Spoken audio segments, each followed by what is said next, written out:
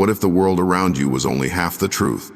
In the Islamic worldview, there is a realm just as real as the one we touch and see, yet it remains beyond the reach of our senses. It is called al-ghayb, the unseen. This is not the realm of fantasy or superstition, but a vast and intricate reality spoken of repeatedly in the Qur'an and the sayings of the Prophet Muhammad, peace be upon him. The very first qualities Allah praises in the believers of Surah Al-Baqarah are that they believe in the unseen. To accept the existence of what cannot be measured or observed is not blind faith in Islam, but trust in divine truth. It is to know that the human eye is limited, but the Creator is not. The unseen is not a single place, nor a single concept. It includes angels who move through the heavens, Jinn who live and die like us but remain hidden, and the barzakh, the space between this life and the next. It includes paradise and hell, the throne of Allah, the preserved tablet on which all is written, and the pen that first recorded it. It includes moments that have not yet happened, and secrets that no soul will ever uncover, for they belong to Allah alone. When the Prophet was asked about the soul, Revelation responded simply, "Say, the soul is from the command of my Lord, and you have not been given of knowledge except a little." This realm is not distant, it touches us constantly. Every breath we take is recorded by unseen scribes. Every prayer is lifted by wings we cannot see. Every sin and whisper, every intention we hold close, finds its way into records beyond this world. The unseen is the stage upon which our visible lives cast shadows. Even death, which seems to us a final ending, is merely a doorway into its heart. When a person dies, they do not vanish. They are met, they are carried, they are questioned, all by forces unseen. Our existence is not self-contained. We live in parallel with this greater truth. Sometimes, we are allowed glimpses, a vivid dream that lingers, a moment of clarity before disaster, a whisper of presence in solitude. But most of the time we are veiled, and there is wisdom in that. If we saw angels each time we prayed, or jinn each time we sinned, there would be no test. Faith would become a reaction, not a choice. The veil is what allows belief to matter. The Prophet described the line between seen and unseen with care. He told his companions that if they could see what he saw, they would weep more and laugh less. He warned them not to enter certain ruins at night, not because of superstition, but because some places are heavy with the presence of those who walk hidden. And yet, he never taught fear of the unseen. He taught balance. He reminded his followers that Allah is the Lord of both worlds, that no jinn, no angel, no whisper or force in the unseen can harm or help except by his will. To live with belief in al-ghayb is to live with awareness, not anxiety, not obsession, but presence. To know that behind the events of this world, behind the chaos and confusion, there is another layer being written. It is to trust that the unseen is not chaos but order, that what you do in silence is being recorded, and that mercy surrounds you even when you feel alone. To believe in the unseen is not to deny reality. It is to accept that reality is deeper than what eyes can prove. It is to walk with a quiet certainty that you are seen, guided, protected, and tested by a world that does not need your permission to be true. Before the first human took breath, there were beings fashioned from light. They moved without pride, without rebellion, without hesitation. They knew no hunger, no sleep, no doubt. They were the angels known in Arabic as Malaika, and they have existed since the earliest chapters of creation, fulfilling the commands of their Lord with a loyalty that never wavers. They are not distant symbols or abstract concepts. In the teachings of Islam, they are living beings, constantly at work, constantly near. Though we do not see them, their presence surrounds our lives in ways more intimate than we often realize. The Quran speaks of them often. When Allah declared to the angels his intention to place a vicegerent on earth, it was they who asked, not out of defiance but concern, whether this new creation would shed blood and cause mischief. Their words revealed not resistance, but insight born of obedience. And Allah responded not with a denial, but with a reminder. I know what you do not know. From the very beginning, angels have been part of our story. They bore witness to the creation of Adam, prostrating in reverence not to the man himself, but to the command of Allah. Among them, there are those whose names have been made known to us, and each carries a distinct role, a purpose deeply woven into the fabric of existence. Jibreel, the angel of revelation, delivered the words of Allah to the prophets. He stood with Muhammad in the cave, bringing the first thunderous command to read, and continued to visit him with the verses that would become the Qur'an. His presence was immense. The prophet described seeing him in his true form, filling the horizon with wings that stretched from one edge of the sky to the other. No vision before or after compared. Mikael, another great angel, is responsible for the rain and provision. It is through him that life reaches the earth in drops and measure.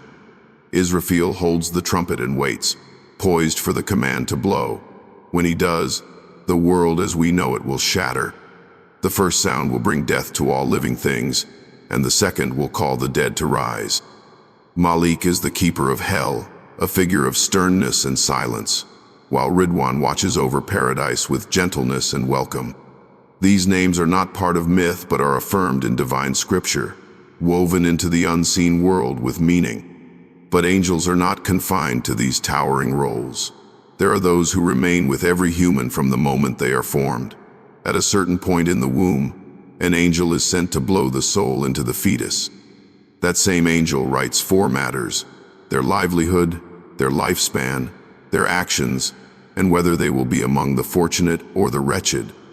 This decree is not known to us, but it unfolds throughout a life in ways we can only witness in hindsight. Every day, other angels continue to accompany us. They are not silent observers, but active recorders. One sits on the right and records good deeds. One sits on the left and records what is foul. They do not forget, and they do not sleep. Their records will one day be handed back to us, unedited. What we whispered, what we intended, what we justified to ourselves, they write it all. Even the smallest act, a glance, a sigh, a private choice, is preserved. And yet, they are not only recorders, they are protectors too. There are angels who guard us without our knowledge. Every time you narrowly avoid harm, there may be one nearby carrying out a quiet command from the most merciful. There are also the angels who descend upon gatherings of remembrance. When people come together to remember God, to recite His book, to share in the light of knowledge, angels encircle them, layer upon layer, filling the space from the earth to the sky. They bring with them peace, and they carry the names of those gathered up to the heavens. And in the most intimate of moments, when the soul leaves the body, it is the angels who come again. For the righteous their faces shine, bringing fragrances from paradise and wrapping the soul in silken cloth. For others, their presence brings terror. Their grip is firm, their arrival stern. They do not delay, and they do not negotiate. In the grave, the soul is not left alone. 2 angels, Munkar and Nakir, visit to ask 3 questions. Who is your Lord? What is your religion? Who is your prophet? The ability to answer truthfully comes not from memory, but from belief. A life lived in truth echoes in the grave, while a life of neglect falters in fear. These questions are not merely a test of words, but of reality. The nature of angels reflects purity. They do not eat, do not drink, and do not tire. Their numbers are beyond our comprehension. During the Prophet's miraculous night journey, he witnessed the Bait al-Ma'mur, a celestial house of worship where 70,000 angels pray each day, never returning, never repeating.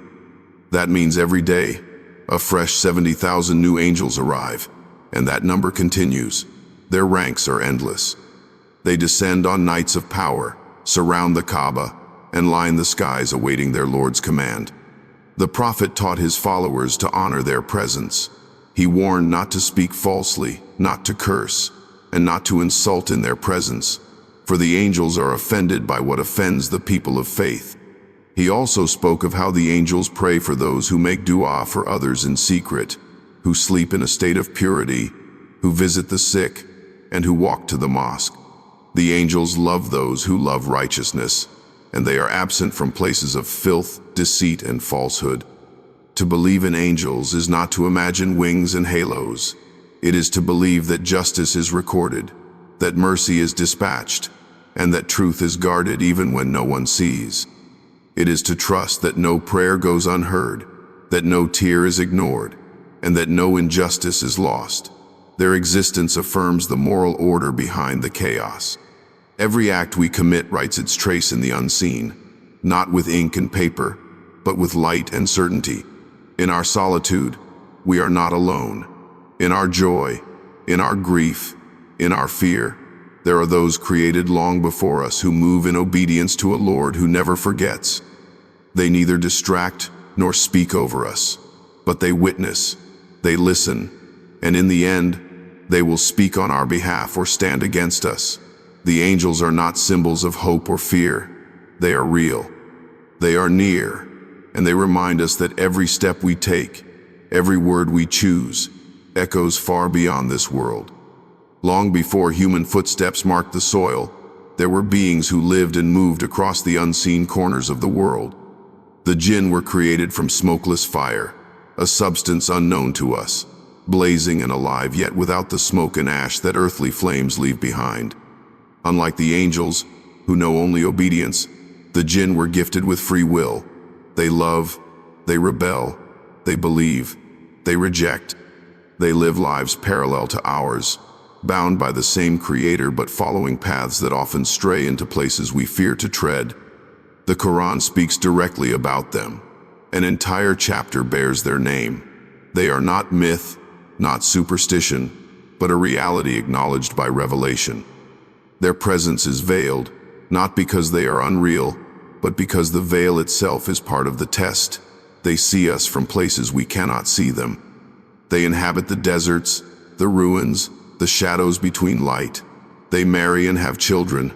They eat and drink. They die and face judgment. Among them are the righteous who pray and fast and believe in God's signs. And among them are those who lie, whisper, and deceive. When the Prophet Muhammad began receiving revelation, a group of jinn heard him reciting the Qur'an. They returned to their kind and said, "We have heard a wondrous recitation. It guides to what is right, and we have believed in it." This moment, described in the Qur'an itself, shows that faith is not the sole property of humankind. The unseen world listens too.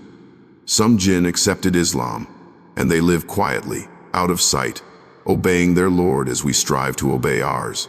But others, led by pride and envy, chose a darker path. The most infamous among them is Iblis, who was not an angel as some assume, but one of the jinn. He had worshipped among the angels due to his righteousness and knowledge. When Allah created Adam and commanded the angels to bow, Iblis stood apart. His refusal was not one of misunderstanding, but of arrogance. He believed himself superior, created from fire while Adam was formed from clay. That one act of defiance marked his fall. When he was cast out, he did not plead for forgiveness. Instead, he asked for respite, time, and he swore to use that time to lead as many of Adam's descendants astray as he could. His whispers have echoed through generations, not with force, not with possession in every moment, but with suggestion. The jinn have a way of drawing near in silence, placing a thought in the mind that feels like your own. The Quran calls it waswasa, the whisper that comes from behind and before, from the left and the right, from within the chest. It is not always a voice you hear.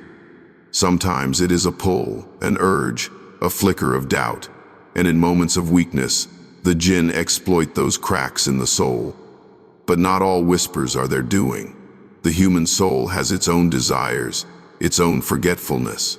Islam teaches discernment, not paranoia. Yet the reality remains. Jinn are part of the test. Some roam with malice. They enter abandoned places, haunt places of impurity, watch those who live heedlessly.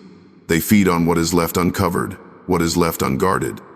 The Prophet taught his companions to cover food, to close doors at night, to say the name of Allah before entering their homes or removing their clothing, not as ritual, but as protection.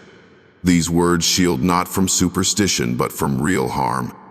Among the Jinn are those stronger and more rebellious.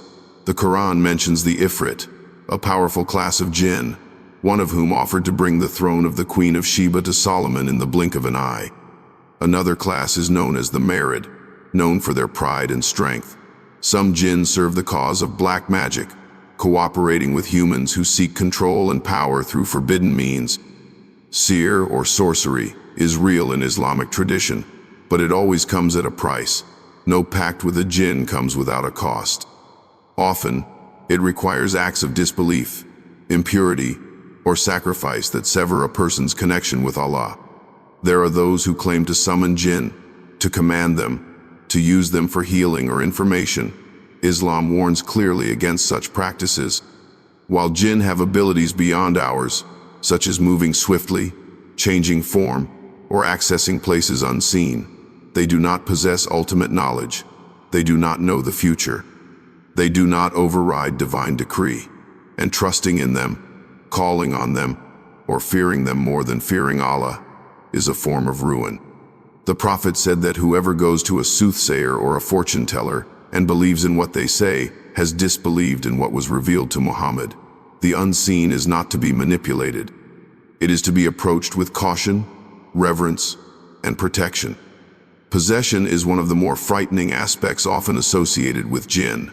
There are cases, affirmed in Hadith and witnessed in communities, where a Jinn may enter a human being, causing harm or instability. Sometimes it is revenge, sometimes it is oppression, sometimes it is because a person exposed themselves to spiritual danger through disobedience or neglect. But Islam does not leave us defenseless. The Quran is a cure. Ayat al-Kursi, the last verses of Surah al-Baqarah, the Mu'awwidatayn, these are not empty recitations, they are shields. The remembrance of Allah drives away the unseen that intends harm. The sound of His words burns those who seek to invade. Ruqyah, the practice of spiritual healing, relies on the pure recitation of revelation, and not the strange rituals or symbols some people turn to in desperation. It is important to remember that most Jinn, like most people, want to live undisturbed. They have their own societies, hierarchies, laws, and beliefs. Their world overlaps with ours in space, but not in full interaction. When we encroach upon their domains, knowingly or not, problems can arise.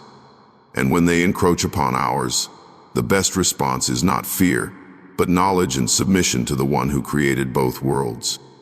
No Jinn, no matter how strong, can overpower a believer who places their trust in Allah sincerely.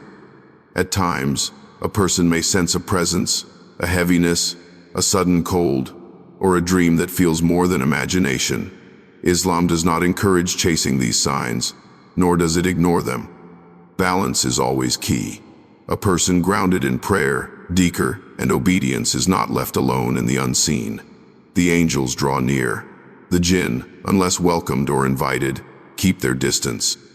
But when people invite them through forbidden practices, games, or curiosity, the veil begins to fray. It is no coincidence that the Prophet forbade certain actions that seem innocent on the surface but open doors beneath. The Jinn are not all evil, but they are not human. Their perspective is different, their lives shaped by an element we cannot fully understand. When they believe, they can become allies in truth, praying and worshiping as we do. When they disbelieve, they become part of the forces that whisper and pull souls away from the light. This is why the Prophet used to seek refuge every morning and evening, not just for himself, but for his family, his companions, and his community. He knew what walked unseen. In the end, belief in the Jinn is not meant to frighten or overwhelm. It is a reminder that this life is part of a larger story, that we are not alone in our tests, that every moment, seen and unseen, matters. The Jinn exist by the will of the Creator, and they will be judged just as we will be judged. They live in shadow, but they do not escape the light of truth.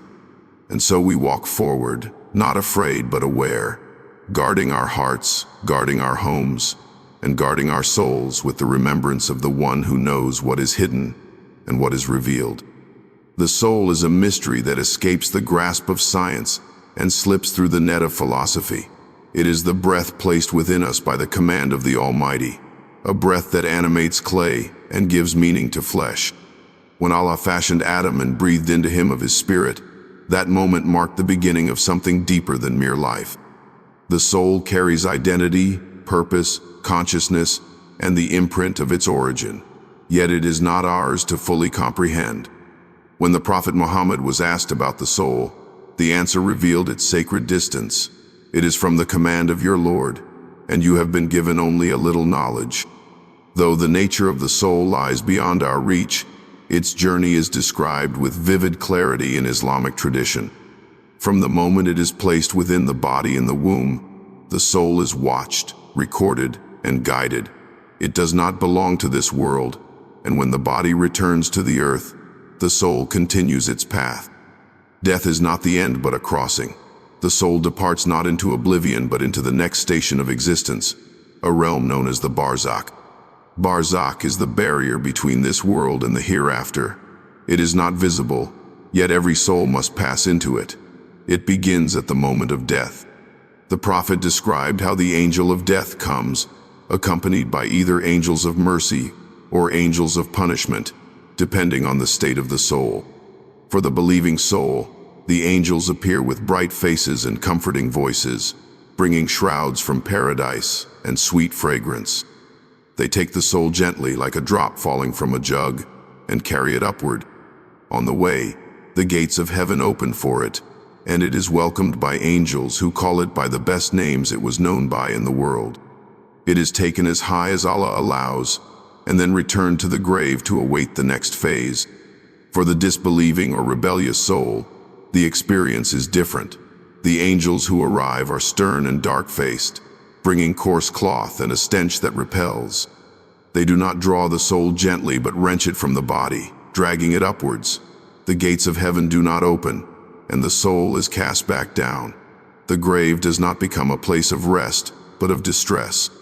The difference between the two experiences lies not in their deeds alone, but in the orientation of their hearts, their intentions, and their relationship with the Creator. Once the soul is returned to the grave, the questioning begins. Two angels, Munkar and Nakir, arrive to ask three questions. Who is your Lord? What is your religion? Who is your prophet? These are not questions of memorization, but reflections of the life lived. The answers will not come from memory, but from conviction. If the heart knew the truth, the tongue will follow. If the heart was distracted, defiant, or empty, the mouth will fumble, and the soul will tremble. The grave then either expands or tightens. For the righteous, it becomes spacious and filled with light, like a garden from the gardens of paradise. A window opens, and they can see where they are heading. They rest, not in unconscious sleep, but in peace. For others, the grave becomes constricted, pressing in, dark and heavy. A window opens to hell, and they see what waits for them. The Barzakh is not the final judgment, but it is a reflection of what is to come. It is the intermission before the great resurrection, yet it contains enough joy or sorrow to make it a reality of its own. The souls remain in this realm until the appointed time, the day of judgment. During this period, the living may forget, but the dead do not. Time flows differently in the Barzakh. Years may pass, but for the soul it may feel like a blink. Yet within that blink there is awareness. The righteous rejoice when prayers are made for them. They may even visit the dreams of the living.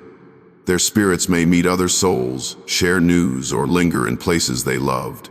Some traditions speak of the souls of the martyrs flying freely, nourished in the gardens of paradise. Others speak of the souls of the wicked being chained or trapped in darkness. This in-between world is not bound by material laws. It is not found on maps or through telescopes, but its reality is affirmed again and again.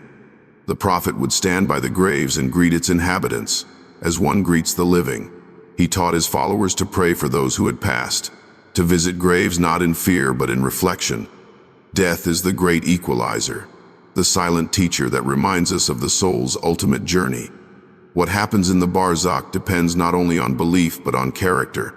It is said that the grave does not ask if you were wealthy or powerful, but if you were truthful, if you prayed, if you honored the trust placed upon you. It is a place where titles mean nothing, and where excuses fall silent. A tyrant and a beggar lie the same, but what unfolds next depends on the inner life that once moved behind their eyes. There are moments in life when the soul feels its weight, a sudden stillness, a brush with death, a quiet during prayer when the world falls away. These are not coincidences. The soul remembers where it came from and yearns for its return. But for many, that return is delayed by forgetfulness. People chase the world, ignoring the very essence that animates them. Islam calls us back to that awareness. It reminds us that we are more than flesh, more than what others see, that within us is something ancient, luminous, and accountable.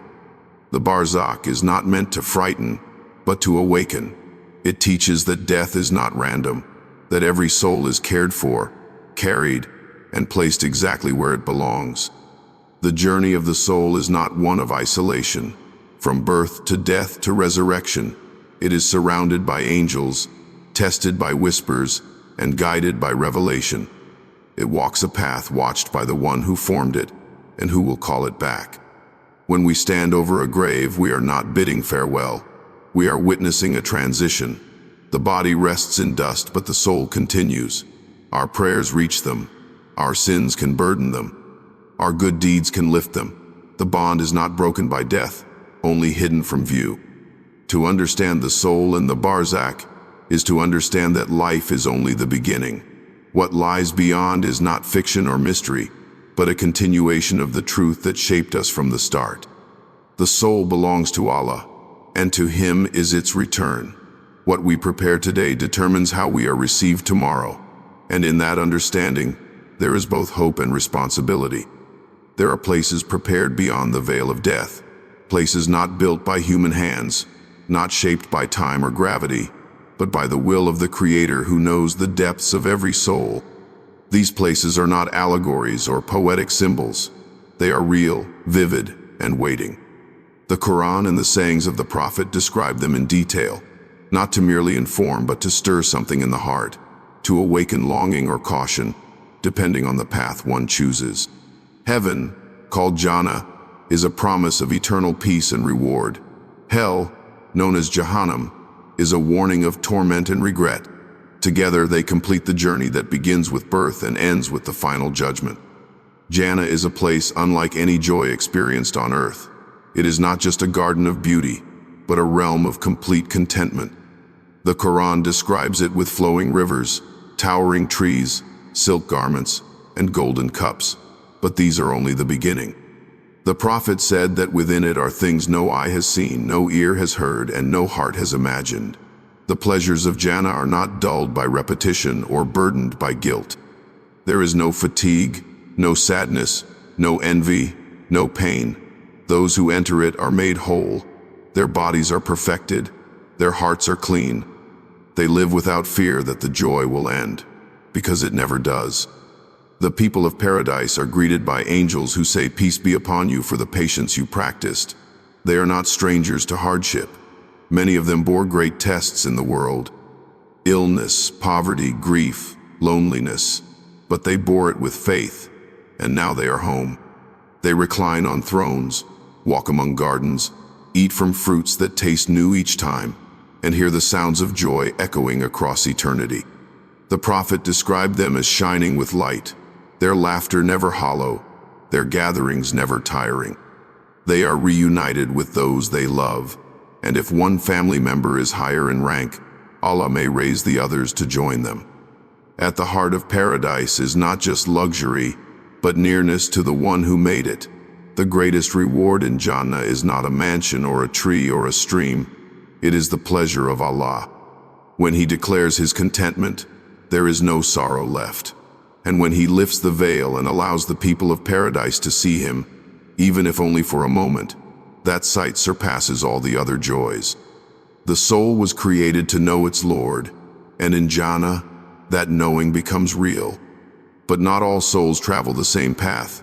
Jahannam also exists. It is not a myth or a metaphor. It is a reality formed by justice. Its gates are guarded by stern angels. Its fire burns not just skin, but what lies beneath. The Quran speaks of its heat, its smoke, its endless thirst, and its screams. It has layers and depths, each prepared for those who rejected truth, oppressed others, mocked the signs, or chose arrogance over submission. The people of hell are not there because Allah seeks to punish. He is the most merciful, the most forgiving. But those who turn away from mercy, who refuse forgiveness, who harm others and feel no regret, walk toward their own destruction. Jahannam is not the result of a single mistake. It is the end of a pattern, a life lived in denial. And even then, some will enter it only temporarily. There are sinners among the believers whose sins outweigh their good. They may be purified through fire before entering paradise, as an act of divine justice and mercy combined. The prophet wept when he spoke of hell. He warned his companions often. He said that if we knew what he knew, we would weep more and laugh less. He saw the punishments prepared for those who lie, who steal, who betray trust, who devour the rights of orphans, who spread corruption. And yet, he never left his people without hope. He taught that a single tear shed out of fear of Allah could protect a person from the flames, that even the one who lived a life of sin, if they turned back to Allah sincerely, would find him ready to forgive. The contrast between Jannah and Jahannam is meant to awaken the soul. We are not left to wander without direction. The Quran tells us often to race toward forgiveness, to strive for paradise, to fear the fire. It is not fear meant to paralyze, but to guide. A healthy fear that protects, just as a child avoids the stove not because they hate their parents, but because they trust the warning. Between these two destinations lies our choice.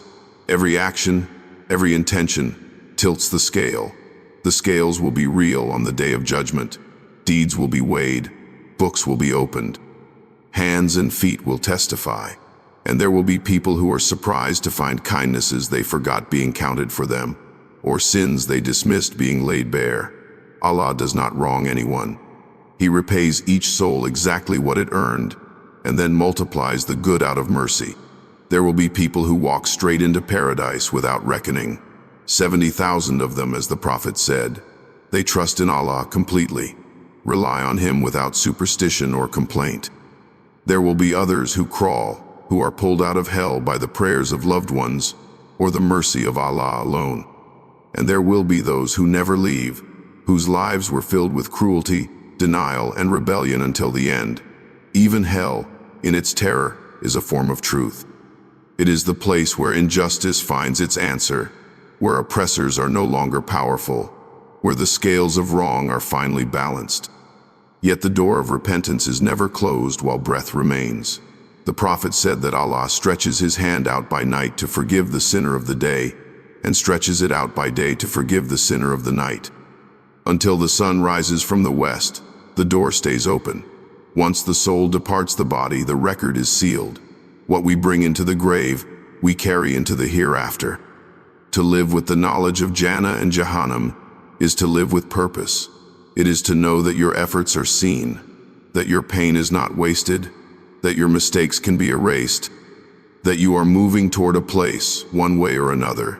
This life is not the end, and it is not enough to claim belief while walking without direction.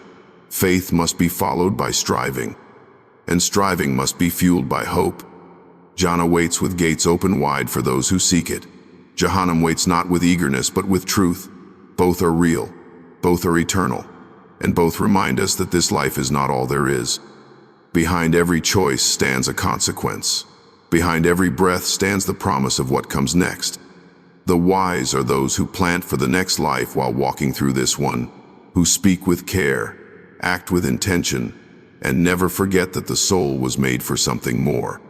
There are moments in life that pull us beyond the surface, a dream that lingers long after waking, a sudden feeling of knowing something before it happens, a whisper of comfort when we are alone. Islam teaches that the world of the unseen is not only populated with angels and jinn, or limited to the grave and the hereafter. Sometimes it reaches us in gentle signs and subtle touches. These moments are not accidents. They are part of how Allah communicates with His creation, not through speech but through signs that speak to the soul more than the ear. One of the clearest windows into the unseen is the dream. The Prophet Muhammad said that dreams are a portion of prophecy. There are dreams that carry truth, dreams that confuse, and dreams that come from the whispers of Shaitan. Not every dream is meaningful, and not every image holds a secret, but sometimes Allah grants a believer a vision that carries guidance, reassurance, or warning. Prophets received revelation in dreams. Ibrahim saw himself sacrificing his son. Yusuf was shown symbols of his future long before it came to pass. The companions of the prophet would share their dreams, and he would listen and interpret when appropriate. This tradition shows that the dream is not just a personal experience, but can serve as a connection to something beyond. Yet Islam teaches caution. The unseen is real, but not everything we do not understand belongs to that world. Some dreams reflect what we fear or desire. Others are the remnants of our thoughts from the day. But there are those that pierce through. They leave behind a feeling that cannot be shaken, a clarity, a weight. These are not to be worshipped or followed blindly, but they can be held with respect and measured against the guidance of revelation. If a dream draws one closer to prayer, to patience, to truth, it may be a gift. If it stirs fear or contradicts what Allah has made clear, it is not to be trusted. The balance lies in humility. Beyond dreams, there are other signs. Sometimes a person senses something before it happens, or a prayer is answered in a way that feels immediate and personal. Sometimes a verse comes to mind at the perfect moment, or a decision that once seemed impossible becomes clear through a series of events that feel too precise to be chance. These signs are not predictions or guarantees. They are reminders. Allah tells us in the Qur'an that He shows signs in the horizons and in ourselves until it becomes clear that this message is the truth. These signs do not replace revelation. They reflect it. They are gentle nudges that bring the heart back to remembrance. Some people experience moments of intense clarity in times of hardship or solitude. During illness or grief, the veil between the physical and the spiritual can feel thinner. The soul, pressed by pain or loss, turns more fully to its source.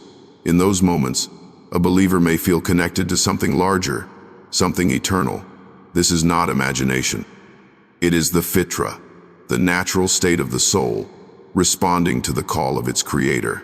The more a person purifies their heart, the more receptive they become to these quiet forms of guidance. A clean heart does not always see visions, but it begins to recognize the hand of Allah in the ordinary.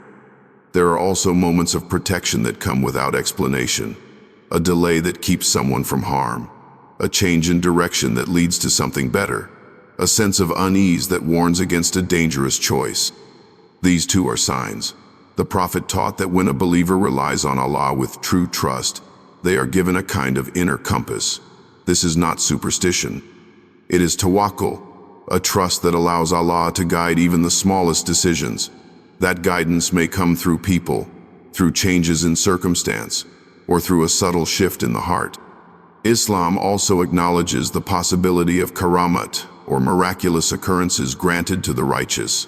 These are not sought or boasted about. They are signs of Allah's favor, not proof of personal greatness. Some companions of the Prophet experienced such moments where their dua was answered in ways that defied normal explanation, or they were granted strength or insight in times of need. But the true miracle is not in the breaking of physical laws. It is in the constancy of a heart that remains faithful, the clarity of a soul that trusts its Lord. In contrast, Islam warns against those who seek power through false means. Magic, fortune-telling, and invoking spirits are not paths to truth. They are doors that lead away from light and into danger. The Prophet forbade these practices not because he denied the unseen, but because he understood its weight. Trying to manipulate what lies beyond is an act of arrogance. It invites harm and invites lies.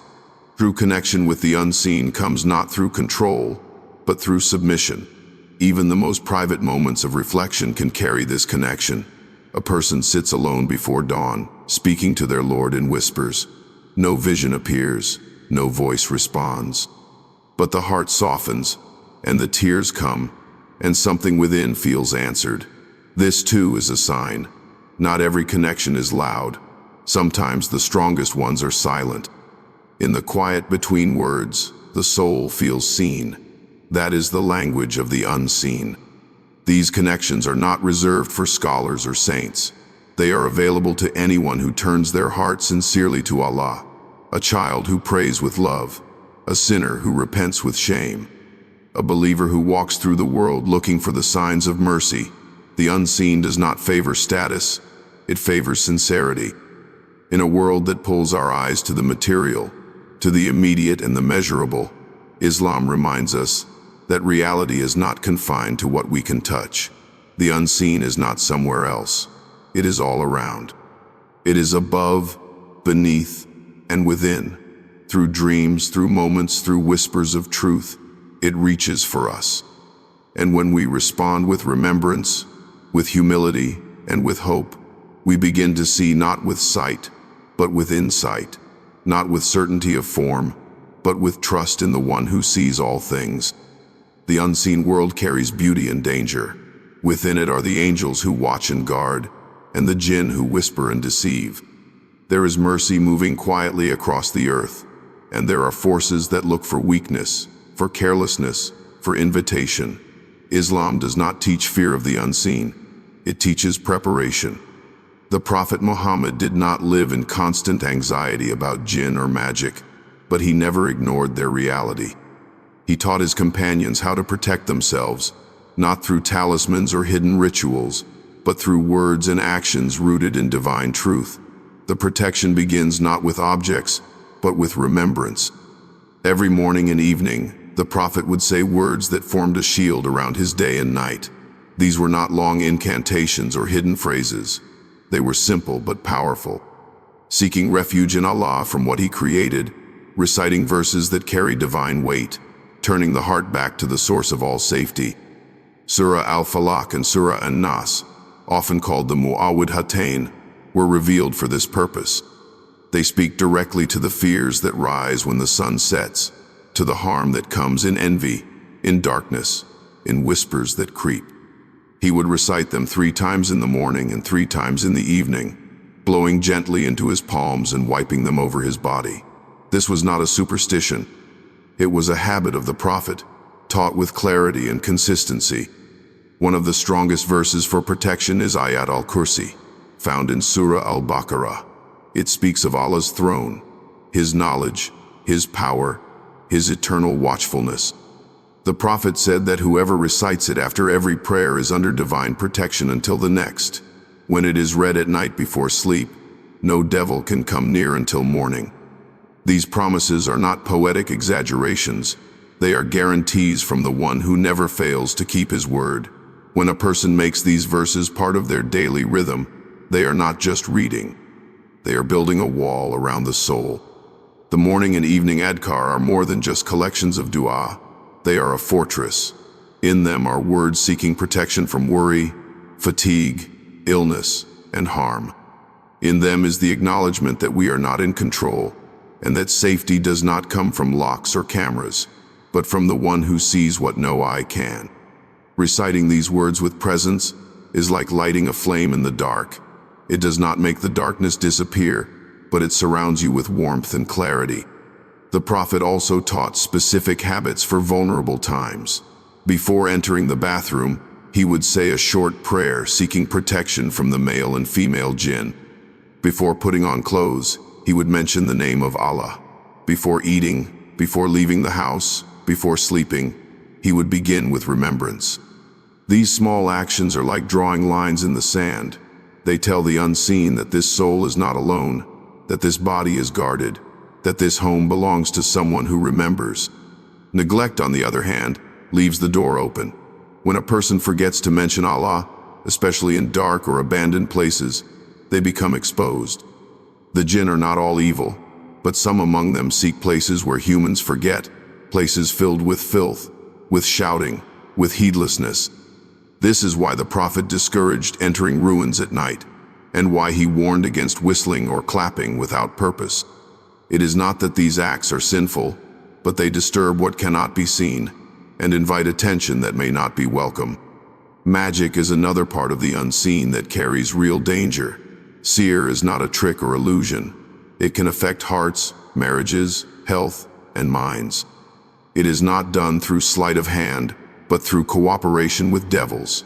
Those who practice it sell pieces of their soul for control. Islam condemns it completely. The one who seeks it, believes in it, or relies on it, walks a path of destruction. But again, protection lies not in fear but in faith. The Qur'an was revealed as a healing. Its words, recited with conviction, drive away what was sent to harm. Ruqya, the practice of spiritual healing, is simply the use of pure Quranic verses and prophetic supplications. No powders, no candles, no strange symbols, just light meeting darkness. A heart that is close to Allah becomes difficult to reach. A home filled with prayer, Qur'an, and kindness becomes inhospitable to those who thrive in chaos. The Prophet encouraged filling homes with the recitation of Surah Al-Baqarah. He said that devils flee from the house where it is read, not because of the sound itself, but because the words affirm the power and presence of Allah. They leave no room for falsehood. Children are especially vulnerable, not because they are weak, but because their innocence draws attention. The Prophet would make dua for his grandsons, asking Allah to protect them from every evil eye and envious soul. He encouraged parents to do the same, with sincerity, without fear. The unseen world notices the light in a child, and remembrance is the covering that keeps that light safe. Ultimately, protection from the unseen is not a single act. It is a way of living. It is awareness without obsession. It is discipline without rigidity. It is trust in the one who controls what we see and what we do not. No harm can reach a soul unless Allah allows it. And when He allows it, it is never without wisdom. But we are not asked to walk into danger blind. We are taught how to guard ourselves, our families, and our homes.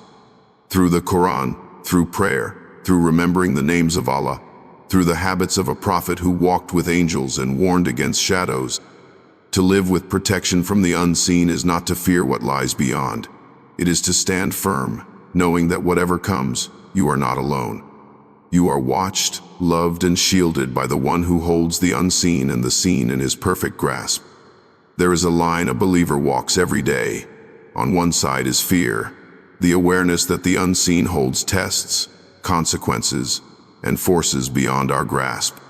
On the other side is faith, the calm certainty that Allah is near, that His mercy surrounds all things, and that He never burdens a soul beyond what it can bear. Islam does not call for a life of trembling in shadows, nor does it teach blind optimism that ignores danger. Instead, it teaches balance. A heart that fears the unseen must also trust the one who governs it. A soul that remembers the whispers and warnings must also hold to the light that guides through them. The Prophet Muhammad knew more about the unseen than any other human. He saw the angels. He spoke with Jibreel. He was shown paradise and hell. He knew of the Jinn, of the grave, of the day when all would rise. Yet he did not live in fear. He did not retreat from life or grow suspicious of every shadow. He laughed. He played with children. He walked in the marketplace and rested in the quiet of night. His fear of Allah did not paralyze him. It focused him. It made his choices clearer and his heart more grounded. He feared his Lord, but he also loved Him deeply and trusted Him fully. Many people, when they learn about the Jinn or the punishments of the grave or the weight of the unseen, begin to carry anxiety. They look over their shoulder. They wonder if every strange noise is a sign, if every bad dream holds a curse. This is not what Allah wants for His servants. The unseen is part of belief, not a burden. Knowing that angels record your deeds is not meant to make you nervous, but to remind you that you matter, that nothing you do is wasted. Knowing that the Jinn exist is not meant to make you frightened, but to teach you to live with intention and protection. When you say the name of Allah, you are not just following a rule. You are announcing that you walk with remembrance, that you are not careless, that your heart is awake. The Quran speaks often of fear, but it always pairs that fear with mercy. It warns of fire, but promises forgiveness to those who turn back. It describes punishment, but always leaves the door of repentance wide open. Fear in Islam is not despair. It is not the fear of someone lost in the dark. It is the fear of someone who knows where the edge is and walks carefully because they love what they are protecting. The believer does not fear the unseen in isolation. The believer fears losing the nearness of Allah. That is the true meaning of taqwa. There is wisdom in this balance. A person who fears nothing becomes arrogant and reckless. A person who fears everything becomes helpless and hopeless. Islam teaches the middle way. It says, remember death, but live fully. It says, beware of shaitan, but trust in your dua. It says the grave is real, but so is the mercy that descends into it. Even the day of judgment, with its terror and its fire, is filled with moments of relief. Shade for those who loved the mosque, smiles for those who fed the hungry, a quiet for those who remembered Allah in solitude. This balance is a gift. It means you can walk through a world filled with unseen forces and still carry peace. It means that knowing what waits beyond does not ruin joy, but deepens it. Every prayer, every verse, every moment of reflection becomes more valuable, not because you are afraid of punishment, but because you understand what is at stake and who is watching. To live with fear and faith side by side is to be awake. It is to walk through the world knowing that you are not alone, not forgotten, not unguarded. It is to recognize that the unseen is not an enemy but a truth, and that the one who made it did not do so to terrify you, but to shape you. Faith does not erase fear, and fear does not cancel faith. Together, they create the heart of the believer, a heart that is humble, strong, careful, and full of hope. From the moment the soul is breathed into the body, it becomes part of something greater than what the eyes can see. The world around us, as detailed in the Qur'an and the teachings of the Prophet, is not limited to walls and streets and skies. Beyond it lies a reality layered with presence, meaning, and divine order. This unseen world is not an abstract philosophy or a poetic metaphor. It is as real as breath and bone. It moves through us and around us, shaping the course of lives, holding the records of deeds, and preparing the places where every soul will one day rest or rise. In Islam, belief in the unseen is not optional. It is one of the very first descriptions of those who are guided. They believe not just in what they hold in their hands, but in what has been promised. They trust in what the messenger delivered, even if their eyes have not seen it. This trust is not blind. It is anchored in revelation and lived experience. It is reinforced by the consistent truth of a world that, time and time again, proves its signs to those who reflect. Angels are not distant or rare. They are always near, recording, protecting, and carrying out the will of their Lord with dignity and grace. Every act of kindness, every quiet prayer, every tear shed in secret is witnessed and remembered.